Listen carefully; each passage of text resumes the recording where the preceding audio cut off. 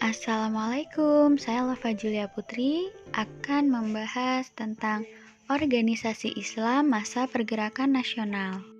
Dimulai dari organisasi Muhammadiyah. Muhammadiyah adalah salah satu organisasi Islam besar di Indonesia. Nama organisasi ini diambil dari nama Nabi Muhammad SAW, sehingga Muhammadiyah juga dapat dikenal sebagai orang-orang yang menjadi pengikut Nabi Muhammad SAW. Muhammadiyah didirikan di Kampung Kauman Yogyakarta pada tanggal 8 Zulhijjah 1330 Hijriah atau 18 November 1912 oleh seorang yang bernama Muhammad Darwis, kemudian dikenal dengan Kiai Haji Ahmad Dahlan. Beliau adalah pegawai Kesultanan Keraton Yogyakarta sebagai khatib dan sebagai pedagang. Melihat keadaan umat Islam pada waktu itu dalam keadaan jumud, beku, dan penuh dengan amalan-amalan yang bersifat mistik, beliau tergerak hatinya untuk mengajak mereka kembali kepada ajaran Islam yang sebenarnya berdasarkan Al-Quran dan hadis. Selain hal itu, Muhammadiyah juga memiliki sebuah peranan yang sangat penting dalam perjuangan kemerdekaan Indonesia pada masa itu. Perkembangan organisasi Muhammadiyah. Perkembangan organisasi ini bisa ditinjau melalui perkembangan vertikal dan horizontal. Dari segi perkembangan secara vertikal, Muhammadiyah telah berkembang ke seluruh penjuru tanah air. Akan tetapi, dibandingkan dengan perkembangan organisasi NU, Muhammadiyah sedikit ketinggalan. Hal ini terlihat bahwa jamaah NU lebih banyak dengan jemaah Muhammadiyah. Faktor utama dapat dilihat dari segi usaha Muhammadiyah dalam mengikis adat istiadat yang mendarah daging di kalangan masyarakat, sehingga banyak menemui tantangan dari masyarakat. Sedang perkembangan dari segi horizontal, amal usaha Muhammadiyah telah banyak berkembang, yang meliputi berbagai bidang kehidupan. Perkembangan Muhammadiyah dalam bidang keagamaan terlihat dalam upaya-upayanya seperti terbentuknya Majelis Tarjih, yaitu lembaga yang menghimpun ulama-ulama dalam Muhammadiyah yang secara tetap mengadakan permusyawaratan dan memberi fatwa-fatwa dalam bidang keagamaan, serta memberi tuntutan mengenai hukum. Selanjutnya, organisasi Nahdlatul Ulama. Nahdlatul Ulama lahir karena faktor politik, yakni dorongan untuk merdeka dan terbebas dari belenggu penjajah. Nahdlatul Ulama berusaha membangun nasionalisme melalui kegiatan keagamaan dan pendidikan. Nahdlatul Ulama yang awal berdirinya bergerak dalam bidang sosial agama, tidak mungkin melepaskan diri dalam persoalan dan kondisi bangsa Indonesia yang mengalami tekanan dari bangsa penjajah.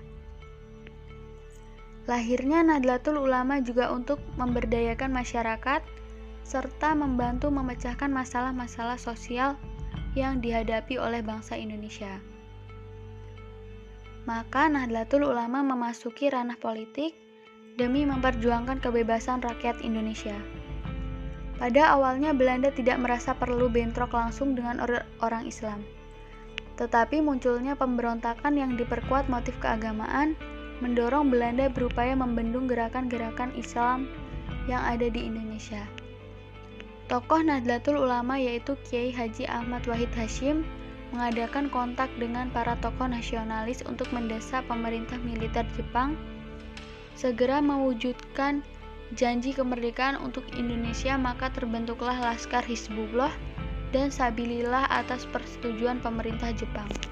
Peran Nahdlatul Ulama sebagai suatu organisasi sosial keagamaan dalam pergerakan nasional untuk melawan penjajah Belanda dan Jepang demi mewujudkan cita-cita bangsa Indonesia, yaitu kemerdekaan Indonesia.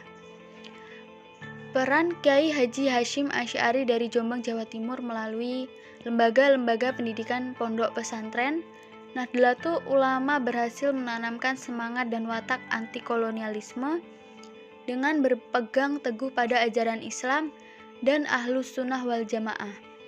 Oleh karena itu, Nahdlatul Ulama berhasil menggalang persatuan dan kesatuan seluruh umat Islam di Indonesia untuk melawan penjajahan kolonial Belanda. Ulama juga mengeluarkan resolusi jihad yang mewajibkan umat Islam memperjuangkan kemerdekaan dan tanah air sebagai jihad fisabilillah, serta penempatan Presiden Republik Indonesia sebagai Waliul Amri Daruri Bisyauqah atau pemegang kekuasaan temporer atas pemerintahan. Selanjutnya, organisasi Al-Irsyad.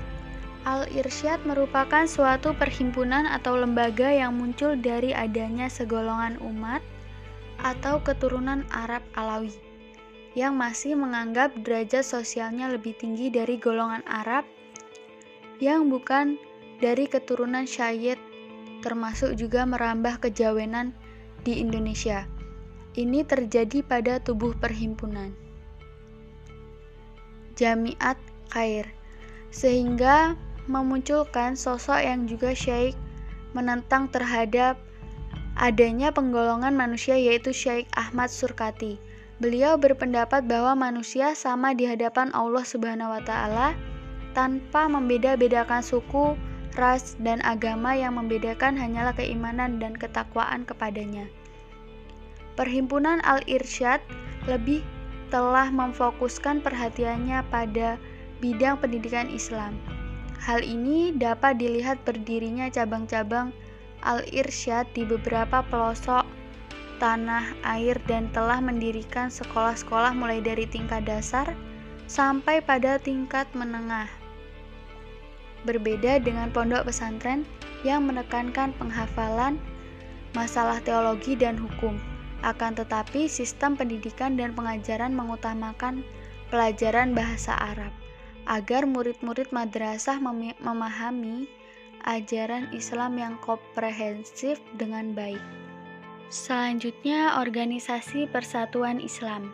Persis adalah salah satu gerakan pembaharuan yang didirikan oleh Yusuf Zamzam, Komarudin, dan E. Abdurrahman.